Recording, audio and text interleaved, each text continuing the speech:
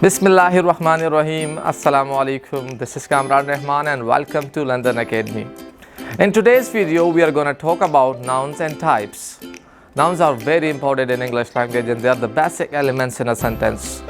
So if you want to learn English, you need to know about nouns. दोस्तों आज के जो हमारा टॉपिक है वो नाउन है। हम नाउन के बारे में पढ़ेंगे और नाउन के एग्जाम के बारे में पढ़ेंगे, नाउन के टाइप्स के बारे में पढ़ेंगे। दोस्तों टाइप्स वाइज कुछ नहीं होते, सब नाउन है, बस हमने अपनी आसानी के लिए इनको कैटेगराइज किया हुआ है डिफरेंट पार्ट्स में।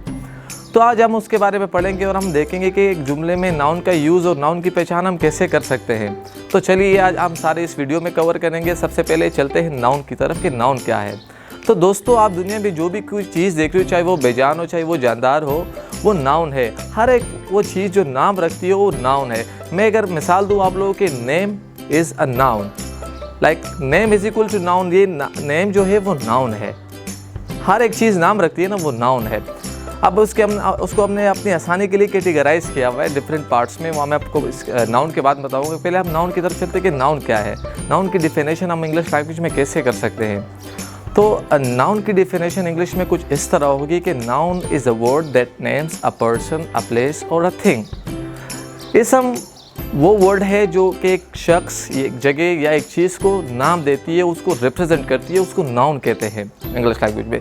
फॉर एग्जांपल आप अपने इर्द गिर्द जो भी कोई चीज़ देख रहे हो वो नाम रखती है, वो नाउन है। अब मेरे सामने एक कैमरा है, ये नाउन है। मेरे सामने मेरे भाई उमर है, वो नाउन है, ठीक है। मैं जहाँ जिस जगह में खड़ा हूँ वो एक सिटी है, वो एक नाउन है, ठीक है। मेरे जो हाथ में वॉच है ये नाउन है, मेरी जो शर्ट है ये नाउन है। अब दुनिया की हर एक चीज़ जो है वो नाउन है, वो एक नाम रखती है, वो नाउन है। मैंने आपको बहुत सारी मिसालें दे दी, आप खुद भी अपने इर्द गिर्द देख सकते हो। जो भी कोई चीज़ है आपके सामने है वो नाउन है, वो और कुछ नहीं, सिर्फ नाउन है। तो उसको हम क्या कहते हैं, उसको वो एक नेम रखती है, उस नेम को हम नाउन कहते हैं। आसान मिसाल है, मैं नहीं चाहता कि आपको रटवाऊँ, मेरी कोशिश ये होगी कि मैं आपको समझाऊँ कि नाउन होता क्या है। तो दोस्तों हमने नाउन के बारे में जाना कि नाउन क्या होता है। अब मैंने जैसे आप लोगों को पहले बताया कि हमने अपनी आसानी के लिए नाउन को 8 कैटेगरीज में डिवाइड किया अपनी आसानी के लिए। तो नाउन अपने फंक्शंस के बिहाफ पर 8 कैटेगरीज में डिवाइड हुआ है और वो कौन कौन से हैं मैं आपको बताता हूँ।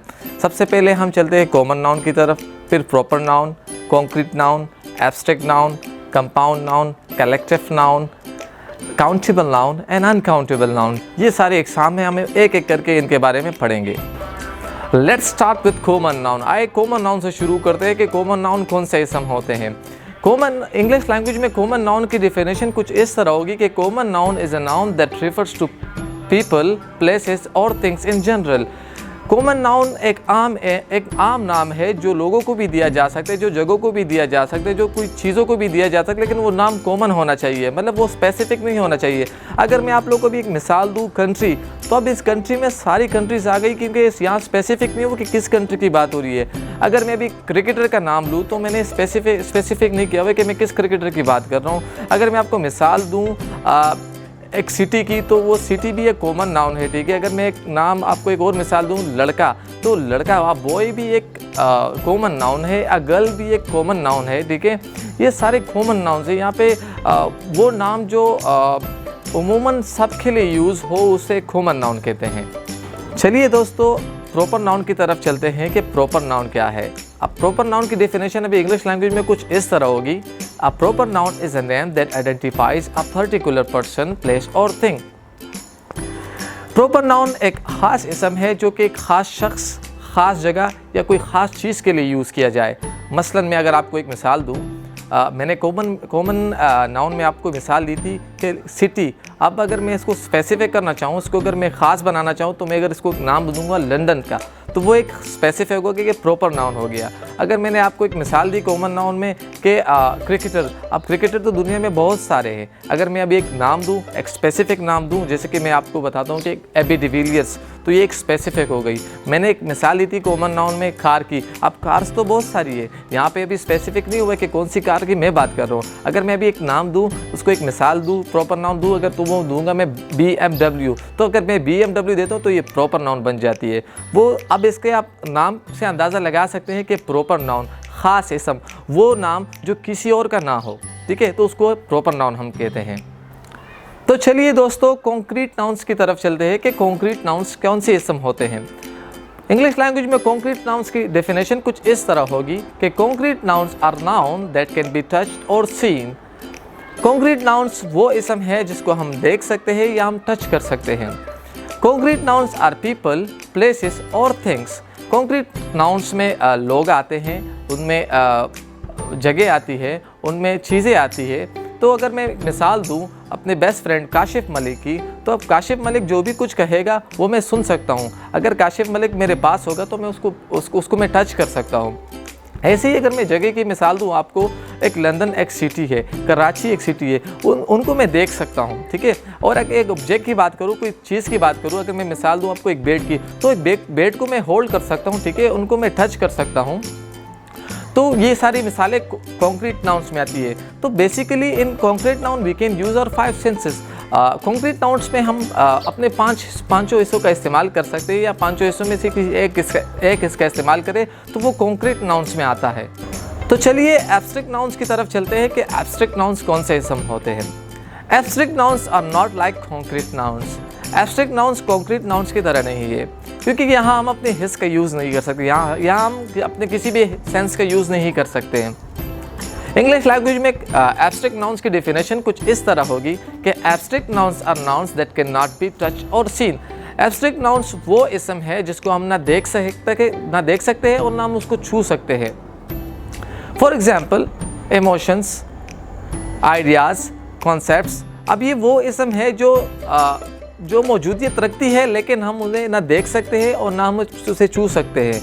यहाँ हम अपने किसी भी हिस्स का इस्तेमाल नहीं कर सकते। फॉर एग्जाम्पल अगर अब मैं लव की बात करूँ, ठीक है, तो लव को हम ना देख सकते हैं, ठीक है, ना हम उसे टच कर सकते हैं, ना हम उसे सुन सकते हैं, ना हम उसे सूंघ सकते हैं। ऐसे अगर मैं रूल्स की बात करूँ तो रूल्स को भी हम नहीं देख सकते। ऐसे अगर मैं टाइम की बात करूँ तो टाइम को भी हम नहीं देख सकते, ना हम उसे सुन सकते हैं। और अगर मैं रिलीजन की बात करूँ तो ये सारी मिसालें जो एब्स्ट्रैक्ट नाउन्स में आती है। तो एब्स्ट्रैक्ट नाउन में हम नहीं कर सकते कि अब अपने किसी भी एक हिस्स का यूज़ कर सके। तो आइए चलते हैं काउंटेबल नाउन्स की तरफ। काउंटेबल नाउन्स वो नाउन्स हैं जिन्हें हम काउंट कर सकते हैं। For example a bat, a teacher, a cat, a dog, a marker, a mobile, a camera. ये वो इसम है जिन्हें हम काउंट कर सकते हैं। पॉजिटिव सेंटेंसेस में सिंगुलर नाउन से पहले हम आ और एन का यूज़ करते हैं, और प्लूरल के लिए हम सम का यूज़ करते हैं। फॉर एग्जाम्पल अगर मैं कहूँगा एन एप्पल, ठीक है, अगर उनकी तादाद ज़्यादा हो, अगर उनकी तादाद मतलब 5 हो, तो ठीक है मैं कहूँगा कि सम एप्पल्स। अगर मेरे पास 5 बेटे या 10 बेटे, मैं कहूँगा कि 10 बेट्स, ठीक है। तो ये वो इसम है जिन्हें हम काउंट कर सकते हैं। आइए चलते हैं अब नेगेटिव सेंटेंसेस में हम कैसे करेंगे कि सिंगुलर नाउन से पहले हम ए और एन का इस्तेमाल करेंगे, और प्लूरल के लिए हम एनी का इस्तेमाल करेंगे। तो अब चलते हैं अनकाउंटेबल्स नाउन्स की तरफ। अनकाउंटेबल नाउन्स वो इसम है जिन्हें हम काउंट नहीं कर सकते। For example hair, milk, yogurt. अब ये वो इसम है जिन्हें हम काउंट नहीं कर सकते। तो आइए चलते हैं कलेक्टिव नाउन्स की तरफ कि कलेक्टिव नाउन्स कौन से इसम होते हैं। इंग्लिश लैंग्वेज में कलेक्टिव नाउन्स की तारीफ कुछ इस तरह होगी। Collective nouns are noun that refers to people, places और things as a unit. Collective nouns वो इसम है, वो नाम है जो लोगों के लिए, जो जगहों के लिए, जो चीज़ों के लिए एज ए यूनिट इस्तेमाल हो, एज ए यूनिट कंसिडर करते हैं हम उसमें। मतलब कि अगर मैं एक मिसाल दूं आप लोगों को, आर्मी। अब आर्मी में हमारे पास बहुत सारे सोल्जर्स आते हैं। अगर मैं आप लोग को एक मिसाल दूं क्लास की, तो क्लास में बहुत सारे स्टूडेंट्स आते हैं हमारे पास। अगर मैं आपको मिसाल दूं एक क्रिकेट टीम की, तो क्रिकेट टीम में बहुत सारे प्लेयर्स होते हैं। हम उनको एक नाम तो बहुत सारे लोगों को जब हम एक नाम देते हैं तो उसे हम कलेक्टिव नाउन्स कहते हैं। अब collective nouns can be use as a singular form और प्लूरल फॉर्म टू। अब इसको हम सिंगुलर के लिए भी यूज़ कर सकते हैं, एज अ सिंगुलर भी यूज़ कर सकते हैं और प्लूरल भी यूज़ कर सकते हैं। फॉर एग्जांपल अगर मैं आपको एक मिसाल दूँ, Pakistan cricket team wins the match. अब यहाँ पे मैंने इसको सिंगुलर यूज़ किया है क्योंकि मैंने वर्ब के बाद एस का यूज़ किया है, जो कि थर्ड पर्सन सिंगुलर के लिए यूज़ होता है। अगर मैं भी इसको प्लूरल में यूज़ करूँ तो मैं कहूँगा कि Pakistan cricket team win the match. तो इसमें मैंने एस का यूज़ नहीं किया क्योंकि यहाँ पे मैंने प्लूरल यूज़ किया, इसको एज अ प्लूरल यूज़ किया। तो चलिए कंपाउंड नाउन की तरफ चलते हैं कि कंपाउंड नाउन्स कौन से इसम होते हैं। इंग्लिश लैंग्वेज में कंपाउंड नाउन्स की तारीफ कुछ इस तरह होगी कि compound nouns is a noun that is made up of 2 or more than 2 nouns, usually 2 nouns. They are put together to make a new meaning. Compound nouns वो इसम है जो दो या दो से ज़ायद इसमों से मिलकर बनी होती है और एक नई मीनिंग बनती है उसकी।